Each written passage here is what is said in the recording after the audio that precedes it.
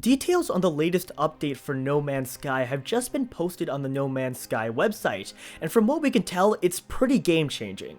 The update introduces over 20 new changes to the game, ranging from minor things like lighting improvements to major things like new planet types and exploit fixes. So in this video, I'm going to be going through that list and discussing some of the most important things that we've learned. First, the update introduces 3 different ways that you can progress through the game, each of which is referred to as a unique path. What exactly is meant by a path is a bit unclear in Murray's notes, but we do know that it most likely refers to 3 different story arcs, or 3 different ways that events can unfold in No Man's Sky. Your early decisions and choice of path will significantly impact how you experience the game, and what you see later on as you progress through the game.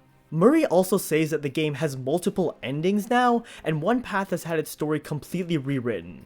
To me, this addition is actually a pretty big deal because it does 2 big things. 1, it introduces more variety, and 2, it gives the game a bit more replayability. This has been a big concern of many people since the premise behind the game could end up getting a little bit repetitive at times, but hopefully this will help to alleviate the issue. Next, the rules behind the universe generation algorithm have been tweaked and changed for the better. Planets have moved, environments now have different biomes, and galaxies are 10 times as large, which I would imagine will have a significant impact on the player's journey towards the center of this game's universe. One thing that people have been expressing concern over, especially recently, is whether the game's main objective of reaching the center is actually going to be as epic of a journey as Murray has made it out to be, and I think this change is largely in response to that concern. Also, there are a ton of changes that add a lot more diversity to the game. The update introduces a greater diversity in creatures, and new types of planets have been added, such as dead moons, low atmosphere planets, and coolest of all, extreme hazard planets. Such planets feature intense weather like blizzards and dust storms, as well as other dangerous phenomena. To me, this is arguably the most exciting feature on the list because these types of planets are going to add a new dimension to the exploration and the survival elements of the game. There have been changes to the atmosphere and the skies of planets, which are now 4 times as varied. Terrain generation changes have introduced massive caves, geometric anomalies, and more interesting seabeds.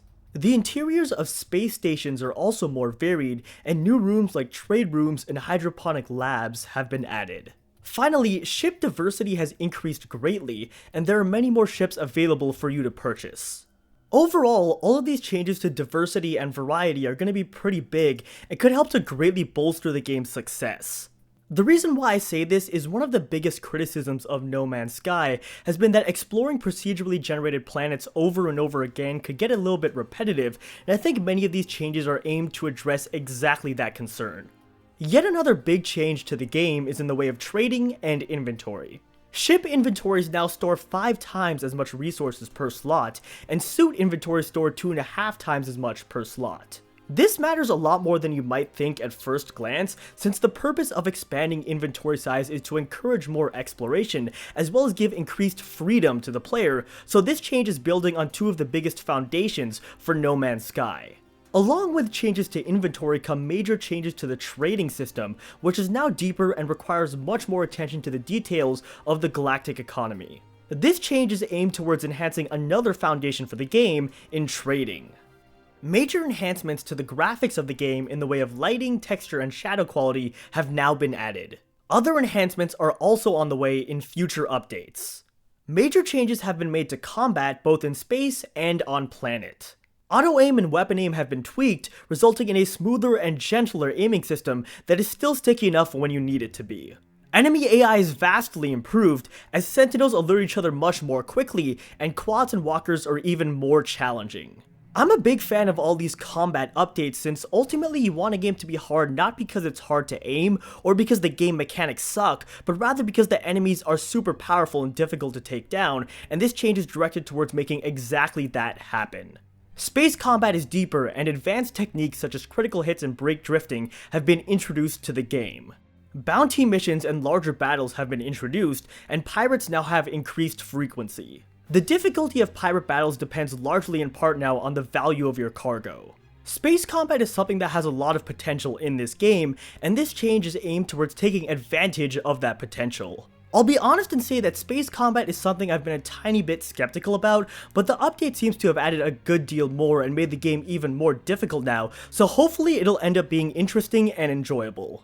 Major changes to scanning have been made that, among other things, increase the chances of players encountering each other within the vast universe of No Man's Sky. Specifically, we now have the ability to scan star systems that have been discovered by other players, which is going to make it much easier to find other players.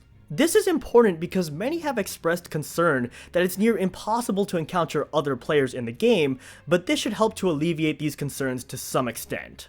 Player collisions are very cool, especially in a game like No Man's Sky, and I'd like for them to potentially be a bigger part of the game. We're also able to scan points of interest from our ship, which will make exploration quicker and more efficient. Finally, in what I believe to be one of the main reasons why this update was made in the first place, many exploits in the game have now been fixed. Specifically, the infinite warp cell, rare goods trading, and other exploits have been completely removed. Here's why this is important. For those of you who aren't aware, there's a person who got their hands on an early copy of the game and was able to reach the center of the game's universe in only 30 hours, which drew a lot of criticism from fans, since Murray said it would take between 40 and 100 hours to do this.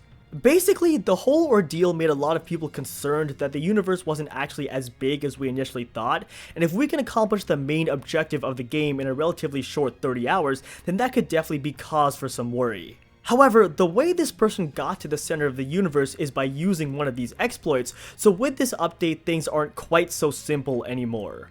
It's rather ironic that because people obtained early copies of the game, Hello Games has responded by fixing exploits and improving their game. Overall, I'm still approaching this game with skepticism, and a lot of our earlier concerns still stand. But at the same time, this update has brought a lot for us to look forward to, and I still think there's a ton of potential for No Man's Sky to be an awesome game. As always, I want to thank you all so much for watching, and I'll see you in my next video.